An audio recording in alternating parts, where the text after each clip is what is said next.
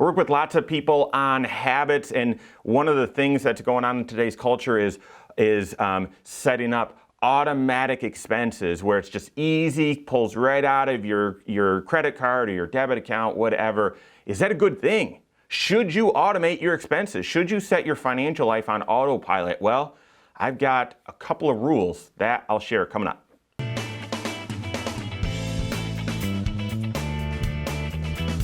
My name is Mike Bernard. I am the host of the Wise Money Show. I'm also one of the certified financial planners right here at Korhorn Financial Group. Make sure you hit that subscribe button, turn on notifications, and smash that thumbs up button. So there's definitely a trend towards digital banking, right? I don't want to ever go into a bank again. Sorry for you bankers out there. I really don't. And I want to do everything on my phone or in the app. I want to take pictures and deposit checks. I want to transfer money remotely. I want to use Apple Pay. I want everything easy. Everything easy. Let's avoid friction. I even want a budgeting system that I can build and I can see my target budget all on one page. I usually use Excel. But then to track my actual spending against the budget, I want that automated too. Remove friction. Make it easy. Make it easy for me to see what's going on in my ongoing financial life. All right, so I agree with that, okay? But so much of our long-term success or failure financially is based on our habits today. So are these societal trends, is this cultural trend, are these good habits? I actually have two rules when it comes to saving and spending money that relate to this. And I mean, two rules. I feel very, very passionate about these. And so out of principle, I'd encourage you to adopt them in your life. They're not, this is somewhat altruistic. In some ways, you can't do this perfectly, but I'd encourage you to adopt these into your life. The very first rule, always automate your savings. Always, always, always, always automate your savings. Why?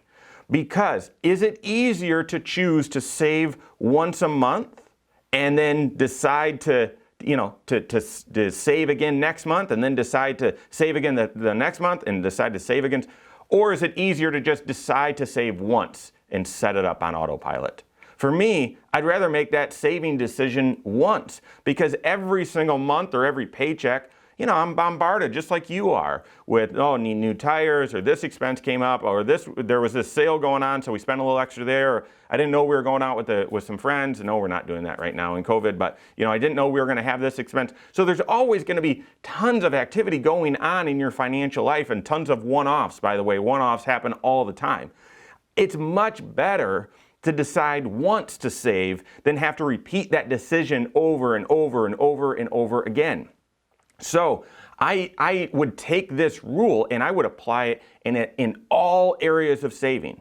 So let's go with the easy and obvious ones. 401k savings or simple IRA savings right out of your paycheck. Of course, automate that, right? There's really no other way to do it. It's got to come out of your paycheck, so just set it up and automate it. I guess you could work around by trying to adjust and say, well, at the beginning of the year, cash flow is tight, so I'm going to only do 5%, and midpoint of the year, I'll increase it to 10. No, that's way too much work, in my opinion. So just automate it. That's easy, okay? That's obvious. If you're funding an IRA or Roth IRA, I would encourage you to automate that as well, okay? I would set it up. For me, $500 a month on the 15th goes to the Roth IRA. That's what I would encourage you to do. Set it up automated, because if you've got to make that conscious decision every month, or you have to wait until the fall and then look back on the year and say, how am I doing with cash? To me, I'd rather have you build it into your budget and automate it. That gives you the best chance of success of having those dollars compound. Plus, automating it allows you to dollar cost average, which means you would have bought more shares of Apple stock back in March and April than you would today, right? So I would always automate your savings. The 529 plan is another one. Guys, I used to not follow my own advice on this.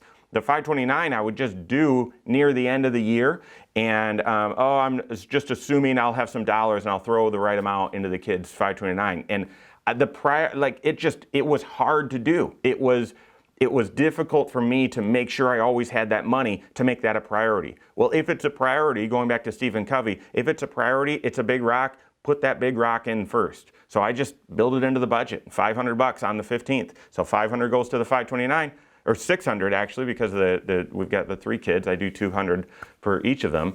And then 500 to the Roth, okay?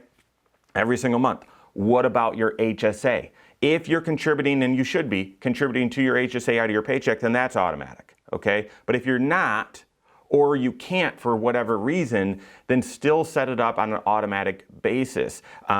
And I would just have the money transfer automatically, so you don't need to consciously or manually go in and do something. It's just set up and automated. So those are your big retirement and college. Those are your long-term goals. But guys, I would take this to the nth degree.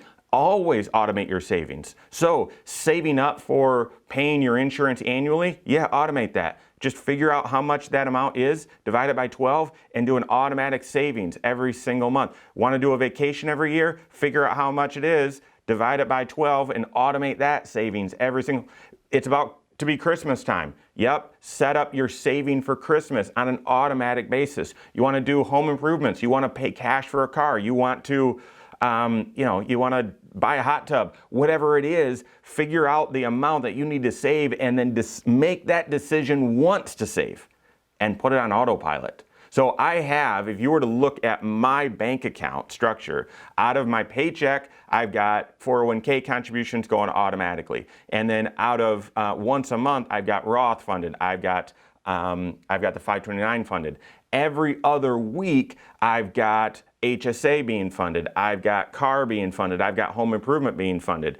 Every single week, I've got insurances being funded. I've got Disney being funded. All of these savings are happening automatically, and usually once a year around this time, I go in and make sure those are the right amounts that I'm saving. Oh, the home improvements, we want to do something additional, so let's add a little bit more there. Or you know what, the next vacation isn't going to be for a little while, so we can do a little less there, and I adjust it. So always automate your savings, and I think you can put that into practice. That doesn't need to be in altruism. If you're paid on commission or something like that, then maybe that's different. But I would apply that principle. Here's the other principle. Here's the second one. This one is a bit altruistic. Never automate your spending. And never is a strong word. Never say never, right? So I don't think it's realistic, but if you can just hold on to that principle and apply it in as many cases as you can. Here's why, okay? If you put your spending on autopilot, the reason why it's a benefit when you're saving is because it's out of sight and you've got a good behavior that's automatically happening. Great. Okay, spending. We all spend, and I want you to, life is about balance. Your financial success will be measured in how well you balance things. So it's not like you can avoid spending everything today. No, go out and have some fun and have some balance, right? But to the extent you can avoid having that be automatic, having those expenses be habitual, you should be in a better situation. Now, there are certain expenses, and one of the cultural things that's going on right now is subscription spending. So Netflix, yeah, you've got to set that up automatic, right? You do. Many gym memberships, you've got to set that up automatic. There's lots and lots of, I think I get a discount from Verizon for doing auto pay, something like that. So but I would try to resist those as much as possible. Where you absolutely have to sign up for auto pay, do it. But for the other ones, make sure there's a conscious level decision that you're saying, okay, I'm writing this bill. So for me, this is even utilities. This is even my mortgage payment. This is where I want to know, okay, yep, this is the amount, that looks right, I've got the right amount in my checking, and here I send it directly. So I'm not writing checks, but I'm not letting those companies just suck the money right out of my account. I want there to be some conscious level awareness of that expense. Let me take this to a high degree. Okay, I was talking to a financial professional a while ago, and we were talking about this whole practice of automated savings. And he told me a story about a client of his who, when they sat down and started working on their budget, his client noticed there was $60 a month going to some place, and for a while he just assumed, well, that's probably a legitimate thing. And then he actually, this advisor really told him, hey, get in there, figure this out. Every dollar counts. Until he looked, it was going to a local karate place, okay, for karate lessons. Except his son hadn't taken karate lessons for over 5 years. Can you believe that? I mean, when you set up expenses on autopilot, you then have to remember to turn them off. So thankfully, I'll just finish the story. He had the client call the karate place. They did understand. They didn't refund him all of it, but they refunded a chunk of it, a couple of years worth. So I as a rule, and you can do it, always automate your savings. That's a good habit. Make that decision easy and make it once and set it up and forget it. And then never automate your expenses. You will have to for some, but for the ones that you don't have to, I would still make it a conscious decision.